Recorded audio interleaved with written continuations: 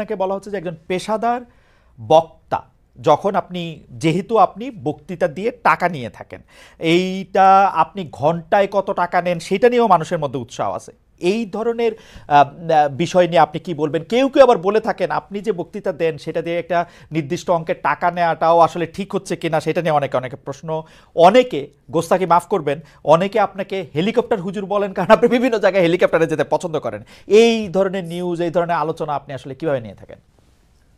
দেখেন, আপনি একজন স্বনামধন্য সাংবাদিক এবং আপনি সাংবাদিকতার মাধ্যমে বাংলাদেশের অনেক উপকার করেছেন, কিন্তু কোনো হিংসুক বা নিন্দুক যদি বলে খালেদ মহিউদ্দিন একজন বাচাল, বাচালি করে টাকা কামাই করে, এটাকে আপনি মানবেন? মানবো, আমি বক্তা না, মানবো। আমি হচ্ছে দায়ী কথাই তো আল্লাহ, বেচা আমি খাই। দায়ী আল্লাহ। আমি আমি আমি আমি আপনি ঠোঁটে চেয়ে খান, কিন্তু আমি মেধা দিয়ে সেবা করি মানুষকে।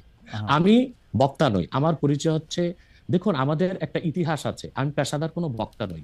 আমি হচ্ছে দায়ী আল্লাহ, আল্লাহর দিনের দাওয়াত মানুষের কাছে পৌঁছে দিই। এখন আসে টাকার বিষয়।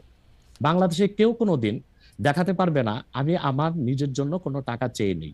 যদি আমি কোনো প্রোগ্রামে কন্ট্যাক্ট করে টাকা নিতাম তো সর্বনিম্ন 3 লাখ টাকা রেট রাখতাম, কিন্তু কখনো কখনো আমাকে তারা খুশি হয়ে যাবে সেটা আমি নিয়ে থাকি। দ্বিতীয় হচ্ছে হেলিকপ্টার প্রসঙ্গ, এটা হচ্ছে আমার অত্যন্ত প্রয়োজন। হেলিকপ্টারটা আমার চেয়ে বেশি বাংলাদেশে শেখ হাসিনাও ব্যবহার করেন, এটা আমি অহংকার করে বলছি না, আল্লাহ তাআলার শুকরিয়া আদায় করছি। এবং বাংলাদেশে অনেক বক্তা বা স্কলার এক সময় আমার বিরোধিতা করেছে, আমি হেলিকপ্টার কেন চলি, হেলিকপ্টারে কেন যাই।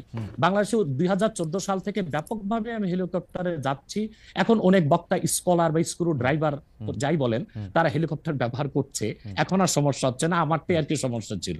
হেলিকপ্টারটা কেন ব্যবহার করি, আপনাকে একটা সহজ উদাহরণ দিচ্ছি।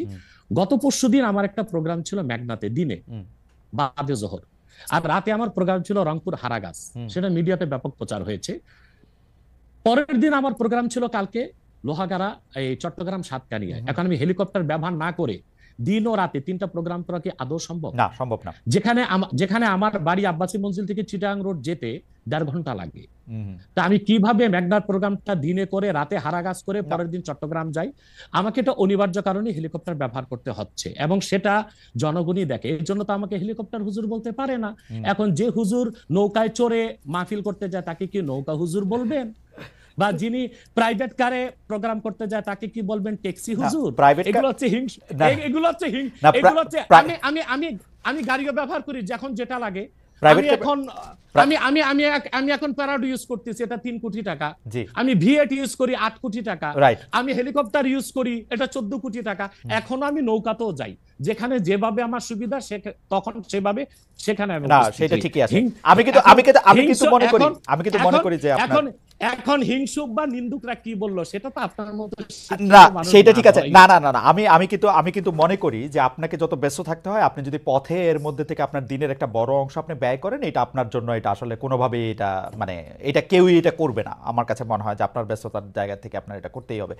কিন্তু আমার যে প্রশ্ন ছিল যে আপনি এর জন্য নিজেকে একজন প্রফেশনাল স্পিকার মনে করেন কিনা, আপনি মনে করেন কিনা যে আপনি যে বিভিন্ন জায়গায় বক্তৃতা দিতে যাচ্ছেন এবং আপনার যে একটা অসম্ভব চাহিদা বিভিন্ন জায়গায়, আজকে এখানে কালকে সেখানে সেখানে, সেইটা আপনার আয়ের একটা বড় উৎস কিনা? দেখুন, এটা ছাড়া আমার আয়ের ব্যবস্থা ছিল। আমাদের যে বাংলাদেশে আমাদের যে আধ্যাত্মিক ঘরানার আমরা সন্তান, আপনি জানেন আমাদের বংশের মুরব্বী শাহ কারামত আলী জনপুর রহমতুল্লাহ, তাকে বলা হয় বাংলাদেশের আধ্যাত্মিক জনক। 2 নেশন থিওরির ভিত্তিতে দেশ স্বাধীন হয়েছে, এবং ডব্লিউ হান্টার তার বইতে উল্লেখ করেছে, এনসাইক্লোপিডিয়া অফ ব্রিটানিকাতে এসেছে, ইসলামিক ফাউন্ডেশন বিশ্বকোষে এসেছে, কারামত আলী জনপুর রহমতুল্লাহর হাতে 2 কোটি লোক মুসলমান হয়েছে।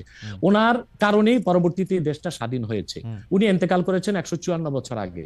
আমি ওনার সিলসিলায়, ওনার বংশের, আমরা জোনপুরি পীর সাহেব বলে খ্যাত। আমি যদি অন্য পীরদের মতো আব্বাসী মঞ্জিলে বসে পিরি মুরিদি করে যেতাম, তাহলে আমার কোটি কোটি টাকা বছরে আসতো। মূলত আমার হচ্ছে দিনের দাওয়াত দেওয়াটাই আমার মূল কাজ। তারপর জনগণ যেটা খুশি হয়ে আমাকে সম্মান করে, সেটা আমার জন্য যথেষ্ট।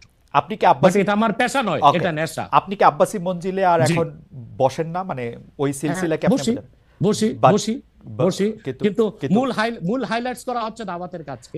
আমি দাওয়াতি কাজে ব্যস্ত থাকি। আপনার মূল, আপনি ইচ্ছা করলে হইতেই পারতেন, কারণ আমরা জোনপুরের পীর সাহেবদের সম্পর্কে আমরা অবগত, তাদের অনেক ফলোয়ার আছে। আরেকটা কথা বলি আপনাকে, আরেকটা কথা বলি। আমি এখনো দিন রাত জেগে আমার ছাত্রদেরকে পড়াই। আমি Okay. বুখারী শরীফ প্রথম খণ্ড আমার ছাত্রদেরকে পড়াই। তো শুধু মাদ্রাসায় পড়িও আমি কয়েক লাখ টাকা কামাই করতে পারতাম, বই লেখক কামাই করতে পারতাম, কিন্তু আমি মনে করি তৃণমূল পর্যায়ে আল্লাহর কোরআনের দাওয়াত পৌঁছে দেওয়ার জন্য ওয়াজ মাহফিলের কোনো বিকল্প নেই। রাইট, সেই জন্য এটা আমার পেশা নয়, এটা আমার নেশা। এটা আপনার নেশা, কিন্তু আপনি অন্যগুলি যেগুলি আপনি অর্থকরী দিতে পারতেন সেগুলি তো আপনি নেন নাই, আপনি নিছেন হচ্ছে দিনের নিচ্ছি, দাওয়াতের নিচ্ছি, জায়গাটাকে, টাইমটাকে, নিচ্ছি। সেই ওগুলো নিচ্ছি, ওগুলি কিন্তু আপনি ঠিক টাকার জন্য আপনি ব্যবহার করতেছেন না। আয়ের ব্যবস্থা নয়। রাইট, সেই জন্য আমরা আপনাকে একজন পেশাদার মানে বা প্রফেশনাল রিলিজিয়াস স্পিকার এরকম বলতে পারি কিনা, সেইটাই ছিল আর কি আমাদের প্রশ্ন। না না, পেশাদার আচ্ছা, বলতে পারি না। পেশাদার বলতে পারি না। ওকে, আপনি আসছেন এখানে, আমরা দর্শকদের কাছে একটা প্রশ্ন করেছিলাম যে আগামী জাতীয় নির্বাচন ঘিরে বাংলাদেশে ইসলামপন্থী